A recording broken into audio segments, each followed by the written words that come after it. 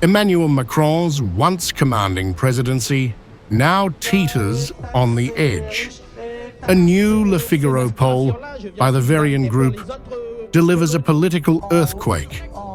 Macron's approval rating has collapsed to just 11%, the lowest for any French leader in half a century. Macron now shares the title of France's least popular president with his predecessor, François Hollande, whose ratings plunged before leaving office. New surveys by Ipsos and Odoxa show no recovery, with Macron's approval barely touching 20%.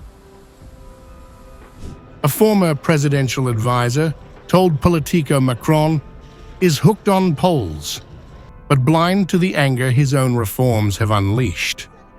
That anger is now spilling onto the streets.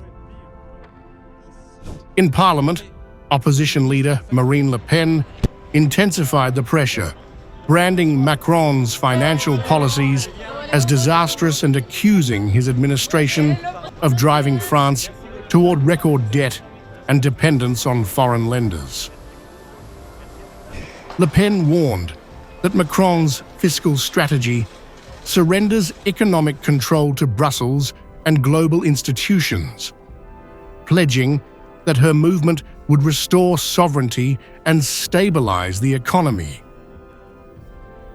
First of all, let me remind you that our budgetary work is taking place in a seriously deteriorated context. The picture, or rather the score of the Mozart of finance, is particularly dissonant. Debt is reaching record levels. The interest on this debt will soon be the largest item in the state budget. And since half of this debt is held by non-residents, tens of billions of euros are leaving our country, damaging our balance of payments. Business failures are also reaching record levels. The public deficit remains out of control.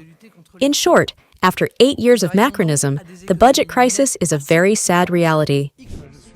At Paris's Esplanade des Invalides, protesters in billionaire masks danced to anti-austerity chants, condemning the government's 2026 budget draft and its $43 billion in cuts that critics say burden public services while shielding the wealthy. The austerity chosen by the government is purely a political choice. Not only is it a political choice, but it is also a political error, because economically it will lead us straight into the wall. So, once again, it is trying to make 43 billion euro, 50.3 billion US dollars, in savings on the backs of the population, on the backs of people in public services, etc., but it is doing nothing. It completely spares the ultra-rich, the multinationals who pay less tax than the people. Public anger is mounting as demonstrators accuse the government of ignoring rising inequality.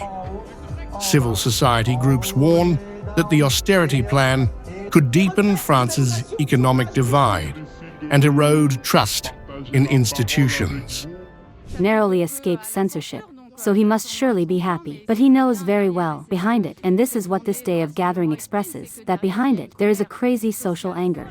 Across Europe, political fatigue is spreading, but France stands at its breaking point.